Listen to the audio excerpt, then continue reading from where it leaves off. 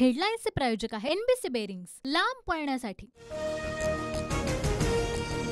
TV9 पोलस्टारच्या exit पोलनुसार मोदींची hat trick होणार। एनडीएला 364 आणि इंडिया आघाडीला 162 जागा मिळण्याचा अंदाज, तर महाराष्ट्रामध्ये मवियाला सर्वात जास्त 25 जागा मिळणार। एक्झिट पोलचा कल। एक्झिट पोल नाही, हा मोदी पोल आहे। इंडिया आघाडीच्या 295 जागा येणार। एक्झिट पोलनंतर राहुल गांधींची प्रतिक्रिया। TV9 पोलस्टारच्या एक्झिट पोलनुसार महाराष्ट्रामध्ये मवियाची हवा। लोकसभा निवडणुकीमध्ये मविया 25 आणि महायुती 22, तर अपक्ष 1 जागा येण्याचा एक्झिट पोलचा अंदाज। मतमोजणीच्या 2 दिवस आधी विरोधकांनी निवडणूक आयोगाची भेट घेतली। पोस्टल बॅलेटचा निकाल ईव्हीएम पूर्वी जाहीर करावा, इंडिया आघाडीची निवडणूक आयोगाकडे मागणी।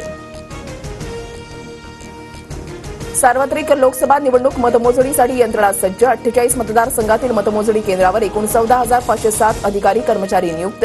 पोलिसांचा चोख बंदोबस्त तैनात। लोकसभा निवडणुकीच्या निकालाआधी केंद्रीय निवडणूक आयोगाची महत्वाची पत्रकार परिषद। दुपारी 12:30 वाजता पत्रकार परिषद होणार। फोडाफोडीच्या राजकारणामुळे भाजपला राज्यामध्ये फटका बसण्याची चिन्ह। मतदारांना फोडाफोडीचं राजकारण अमान्य, भाजपला चिंतन करण्याची गरज। एकनाथ खडसेंची प्रतिक्रिया।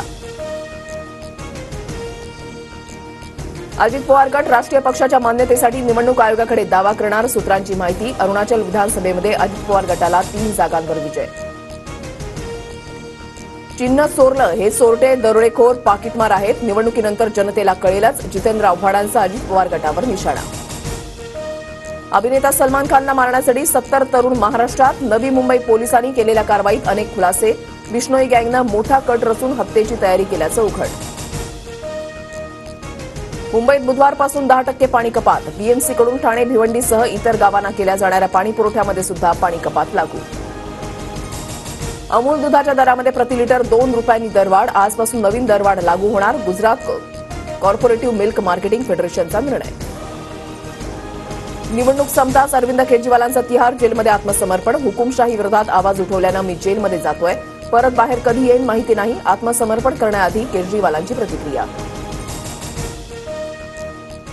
हेडलाईन्सचे प्रायोजक आहे एनबीसी बेरिंग्स, लांब पळण्यासाठी।